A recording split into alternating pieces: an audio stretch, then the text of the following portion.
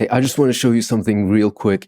This is a archival website. It's a library that I found on the internet a couple of days ago called the Consumer Aesthetics Research Institute. So if we look at what this is, if we look at their about page and how they define themselves, they call themselves a collective association of researchers and designers dedicated to carrying out the important work of categorizing consumer aesthetics from the late mid-century, etc., etc. So this is a group of people, and you can actually see who they are. You can actually see who's on the team on their webpage. This is a group of people who's doing the job of putting together this library, putting together this resource that categorizes a lot of visual aesthetics from graphic design, product design, advertising, branding into this library, into this catalog, this searchable, filterable index of this database on the internet that we can look at.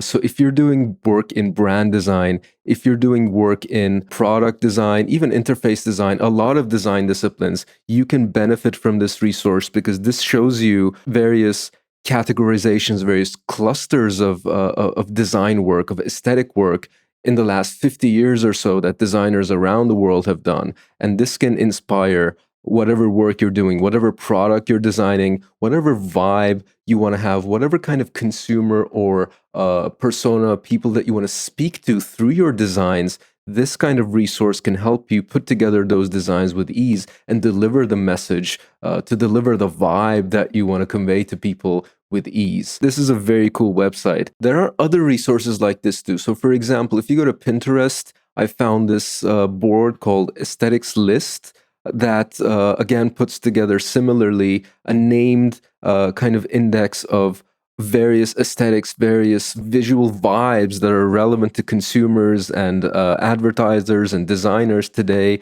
There's a site called listchallenges.com where this user Stella G has made a similar list of aesthetics, like Afrofuturism, ancient Egypt, Anglo-Gothic, Applecore, art academia, these kinds of things. There's another large and useful website called Aesthetics Wiki at aesthetics.fandom.com. So if we go and check out their list of aesthetics, they've put together this kind of list of like abstract art, anti-fashion, cyberpunk, diesel punk, doomcore.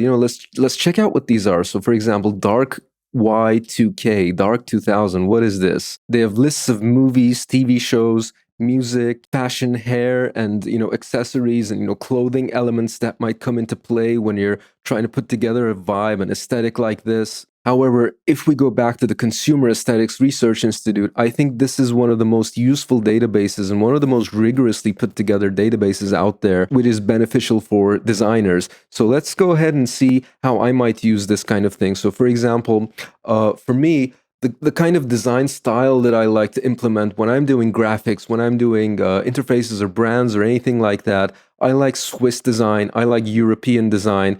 So I'm going to go and search for Swiss over here and see what pops up. So it gives me New Brutalism, gives me Pacific Punk Wave, that's interesting. It gives me Vector Heart, along with what kind of time period, what kind of era it is relevant to. So if we go into something like New Brutalism, it gives me a whole gallery of images, of visual references that I can use if I want to refer to this aesthetic, if I want to relate to this aesthetic and design a brand or design a product, design graphics that kind of belong in this whole school of thought, in this vibe, that sit together with other designs, other elements that come from this kind of culture. The Consumer Aesthetics Research Institute is also active on this website called Arena. I'm sure a lot of you designers are familiar with this website where a lot of people are putting together these lists of visuals, references, websites, links, these kind of mood boards and things like that.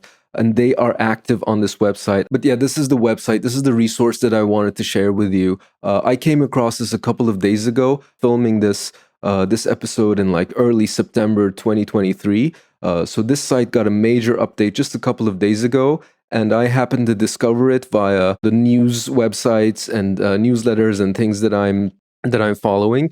But this is a super, super useful website for discovering aesthetic references, for discovering design languages that you might use to clearly refer to a particular era, a particular culture in which your design might be situated. So you might want to convey to the consumer, you want to convey to your user or your audience the message that you belong in a particular culture, that the product that you're designing for, the brand that you're designing for, sits in a particular culture and refers and connects to those things, and actually draws in maybe consumers or audiences that already relate to that aesthetic. So this is a wonderful resource for that purpose, and I hope you enjoy it. Now, I'm sure that there's so many other resources out there that are super useful for designers, just like this one. So please hit the comments on our YouTube video to share with us some of the other resources that you find useful in designing brands, products, interfaces, graphics, and all of those other things that designers do. Do not forget to like and subscribe, and go and follow us across all the internet. We're all over social media. We have TikTok, Instagram, Twitter as @DesignDiscipline. And visit our website at designdiscipline.com to discover the entire collection of all the resources and tools and everything that we're putting together for you, until we see each other in the next episode.